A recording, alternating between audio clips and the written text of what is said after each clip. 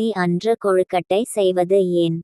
விநாயகர் சதுர்த்தி அன்று கொழுக்கட்டை செய்வது பின்வரும் காரணங்களுக்காகச் செய்கின்றனர். கொழுக்கட்டை விநாயகர் மிகவும் விரும்பும் உணவாக கருதப்படுகிறது.